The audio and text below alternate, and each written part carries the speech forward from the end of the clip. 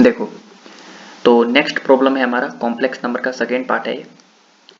दिया हुआ है कि consider the locus of the complex number z in the Argand plane given by real part of z minus 2 is equal to z minus 7 है ये 7 plus 2i।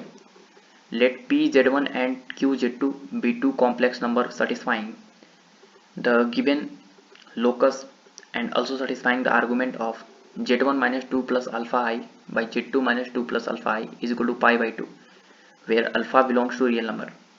Then कौन सा correct है? चार को ऑप्शन दिया हुआ है, ठीक है, तो मल्टीपल करेक्ट है। तो सॉल्व करते हैं, बढ़िया सा सवाल है, पहले जो है ट्राई करके सॉल्व कर लो। चलिए तो स्टार्ट करते हैं। हमारा यहाँ पे दिया हुआ है कि consider the locus of complex number z। अब z के बारे में कुछ दिया नहीं है और भी ज़्यादा जो है, इसलिए हम जो है z को मान लेते हैं x प्लस आई बाई। तो मान लिए z is to X plus I y. तो दिया हुआ है कि real part of z minus 2 is equal to modulus of z minus 7 plus 2i, z minus 7 plus 2i, बिल्कुल। तो रियल पार्ट ऑफ z, तो इस कॉम्प्लेक्स नंबर का रियल पार्ट ऑफ z कितना है? दिख रहा है तुमको, x के बराबर है, और imaginary part of z y है, तुमको रियल पार्ट ऑफ z से मतलब है। तो x minus 2 is equal to what is z? z is x plus I Y minus 7 plus 2i का मॉडुलस। तो बताओ x minus 2 is equal to यहाँ पे कितना होगा? यहाँ पे हो जाएगा हमारा, रियल पार्ट को एक साथ रखो, इमेजनरी पार्ट को एक साथ, तो x माइनस 7 प्लस इसमें कितना कॉमन ले लो, i कॉमन ले लो, तो y प्लस 2 का मॉडुलस। अब मॉडुलस निकालने के लिए याद होगा under root x square plus y square करते हैं, तो x माइनस 2 का इसका मॉडुलस क्या होगा? अंडर रूट हो जाएगा x माइनस 7 का whole square plus y plus 2 का होल स्क्वायर। अब दोनों तरफ स्क्वायरिंग करो, स्क्वायरिंग करेंगे तो रूट हट जाएगा, तो एक काम करते हैं स्क्वायर कर लेते हैं। स्क्वायर कर लिए यहाँ पे, ठीक है, स्क्वायर से रूट कैंसिल हो गया, तो x माइनस 2 का whole square equal to x minus 7 का whole square plus y plus 2 का होल स्क्वायर। तो यहाँ से पता चला कि इसको ओपन करते हैं, x square plus 4 minus 4x equal to x square plus 49 minus 14x। अब इसको छोड़ दो, मत करो उसको ओपन, एक्स स्क्वायर कैंसिल हो गया, और 14 माइनस 14x को इधर लाएंगे तो 10x होगा, और 49 को इधर लाएंगे तो minus 45 is equal to y plus 2 का होल स्क्वायर। तो हमारे पास लोकस आ गया y प्लस 2 का whole square is equal to 10 common ले लो इसमें, तो x minus 45 upon 10, this is 9 upon 2। तो बताओ कि जो लोकस आया y प्लस 2 का whole square is equal to 10 into x minus 9 by 2, this is the locus. अब ये लोकस जो आया ये हमारा क्या है? पैराबोला है, एक पैराबोला है। पैराबोला का इक्वेशन होता है ना y माइनस वाई वन का whole square equal to 4a into x minus x one का एक्स माइनस एक्स वन, ये होता है पैराबोला का इक्वेशन। तो देखो वर्टेक्स इसका कितना है? वर्टेक्स इसका है हमारा, वर्टेक्स कितना है? 9 बाई 2 कॉमा माइनस 2 है। वर्टेक्स y1 x1 y1 होता है, तो वर्टेक्स ये हो गया। अच्छा, यहाँ पे रेट 4a का वैल्यू कितना के बराबर है? 4a का वैल्यू 10 के बराबर है, तो 2 2 ज़ा 4 5 10 ज़ा 10, तो a is equal to 5 by 2 है, 5 बाई 2। तो ध्यान से देखो कि वर्टेक्स जो है कितना है? 9 बाई 2 कॉमा माइनस 2। अब ध्यान से देखो कि अगर पैराबोला आया तो पैराबोला को थोड़ा सा हम ड्रॉ करते हैं, ठीक है ना, पैराबोला को थोड़ा सा हम ड्रॉ कर लेते हैं, इसको ड्रॉ कर लेते हैं। देखो पैराबोला को थोड़ा सा हम ड्रॉ कर रहे हैं ऐसे, ऐसे ही जो है ई वाई एक्सिस और एक्स एक्सिस नहीं है, ये आर्बिट्ररी है। वर्टेक्स, वर्टेक्स यहाँ पर कितना आया? वर्टेक्स आया हमारे पास कितना? वर्टेक्स आया हमारे पास 9 बाई 2 कॉमा माइनस 2, ये वाला है वर्टेक्स। अच्छी बात है। अच्छा, अब एक बात बताओ कि अगर हम इसका फोकस फाइंड करना चाहते हैं, फोकस कहाँ होगा? यहाँ पर होगा। फोकस कितना होगा?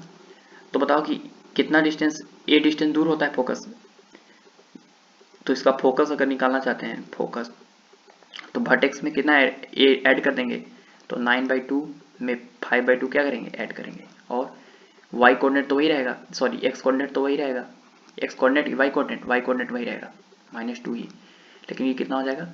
माइनस 2 रहेगा। तो 9 5 14 माइनस 2 है, तो s हो गया हमारा कितना? 7 कॉमा माइनस 2।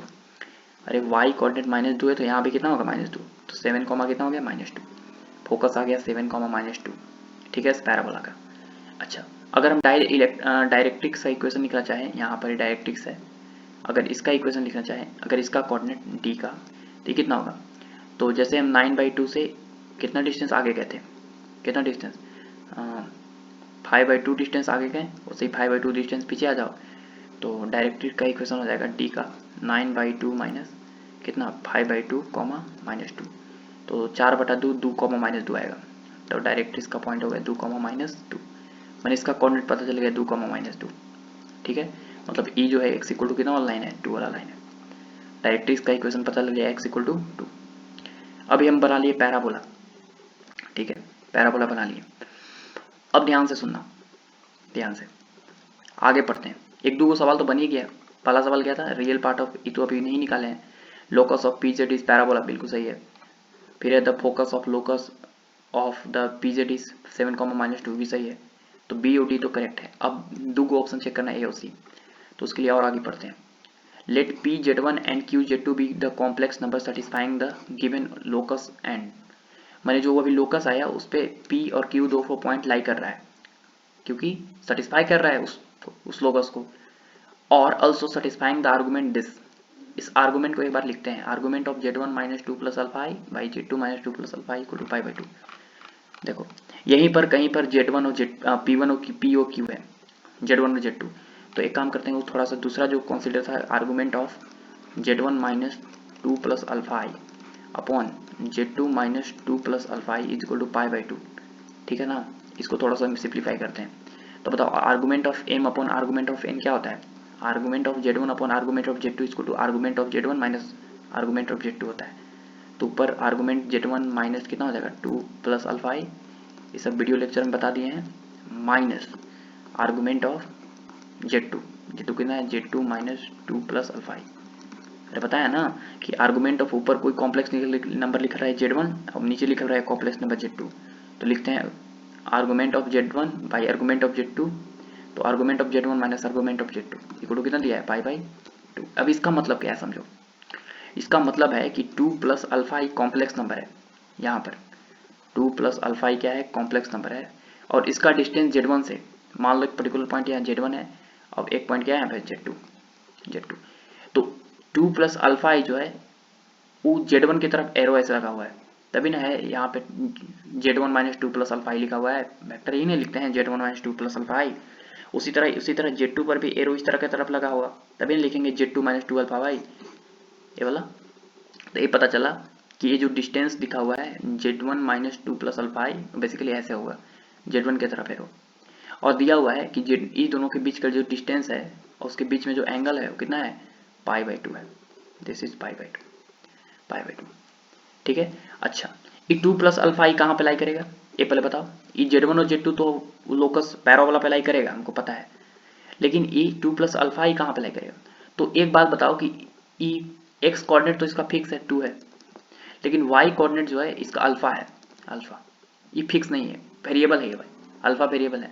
तो x कोऑर्डिनेट तो फिक्स है ना, x = 2 कहाँ है, x = 2 ये डायरेक्ट्रिक्स है, मतलब जरूर वो जो पॉइंट है 2 + अल्फा i कहाँ पे लाई करेगा, इस डायरेक्ट्रिक्स पे लाई करेगा, ठीक है ना, डायरेक्ट्रिक्स पे लाई करेगा। मान लो डायरेक्ट्रिक्स पे लाई करेगा तो वो पॉइंट यहाँ पर है 2 + अल्फा i, यहाँ पर बना लिए। चलो अब बताओ कि 2 + अल्फा i से अगर हम दो ठो लाइन इस तरह से ड्रॉ करना है कि दोनों परपेंडिकुलर हो, दोनों आपस में क्या हो, परपेंडिकुलर हो, तो एक स्पेसिफिक जो है कॉन्सेप्ट जो है प्रॉपर्टी होता है कि डायरेक्ट्रिक्स से अगर हम दो ठो लाइन ड्रॉ करते हैं तो दो ठो परपेंडिकुलर लाइन तभी ड्रॉ हो सकता है जब दोनों लाइन टेंजेंट हो। तो ये दोनों लाइन क्या होना चाहिए, टेंजेंट होना चाहिए। तो मान लो कि यहाँ पे एक टेंजेंट ड्रॉ किए और एक लाइन क्या टेंजेंट ड्रॉ किए ऐसे, यहाँ पे एक टेंजेंट ड्रॉ किए ऐसे, ये दोनों लाइन क्या होना चाहिए, टेंजेंट होना चाहिए, तब यहाँ पे 90 डिग्री का सबटेंड होगा। ये प्रॉपर्टी है। ये प्रॉपर्टी क्या बताएं कि अगर डायरेक्ट्रिक्स से अगर दो लाइन ड्रॉ कर रहे हैं और दोनों लाइन को परपेंडिकुलर चाहिए आपस में, तो दोनों लाइन जो है उस पैराबोला पे क्या होना चाहिए, परपेंडिकुलर होना चाहिए। और ये जो पॉइंट मिला P और Q, यही हमारा क्या है, Z1 और Z2 है, Z1 और क्या है Z2, ठीक है।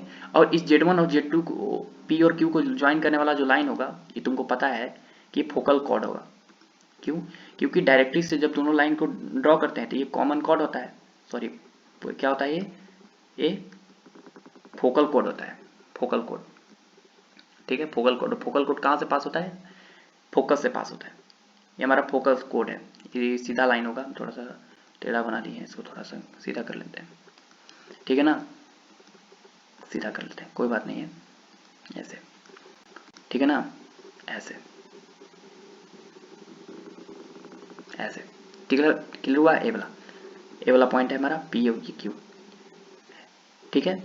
लेकिन सवाल है कि बताना है कि पी क्यू का मिनिमम लेंथ क्या होना चाहिए, मिनिमम लेंथ क्या होना चाहिए पी क्यू का मिनिमम लेंथ कब होगा, तो पी क्यू का मिनिमम लेंथ तब होगा, ये पी ओ क्यू है, जब ए जो है वो क्या बन जाए, ये हमारा एल आर बन जाए, क्या बन जाए हमारा एल आर, सीधा बन जाए, ये जब सीधा बन जाएगा, थोड़ा दूसरा कलर से चेंज कर लेते हैं, तो सबसे मिनिमम लेंथ होगा, ठीक है ना, जब ए जो है सीधा बन जाएगा एकदम बिल्कुल, तो ये क्या हो जाएगा, ये हमारा मिनिमम लेंथ होगा, तो एल आर जो है हमारा क्या होगा, मिनिमम लेंथ होगा, देखो ऐसे, ठीक है। मतलब पी और क्यू यहाँ पर आ जाए, पी और क्यू यहाँ पर आ जाए तो बताओ कि ए वाला जो उठ के कहाँ पर आ जाएगा, यहाँ पर, और अगर ए वाला यहाँ पर आ जाएगा तो अगला जो है टेंजेंट यहाँ से ड्रॉ होगा, इस पर्टिकुलर पॉइंट से, ठीक है, इस पर्टिकुलर पॉइंट से टेंजेंट होगा, और अगर इस पर्टिकुलर पॉइंट से टेंजेंट ड्रॉ होगा तो बताओ कि ए उठ के यहाँ पर आ गया, तो अल्फा का वैल्यू कितना हो गया, अल्फा का वैल्यू -2 के बराबर हो गया, क्योंकि वाई कोऑर्डिनेट कितना है, -2 है, तो यहाँ पर जैसे ही पहुंचा तो अल्फा इक्वल टू कितना हो गया, -2,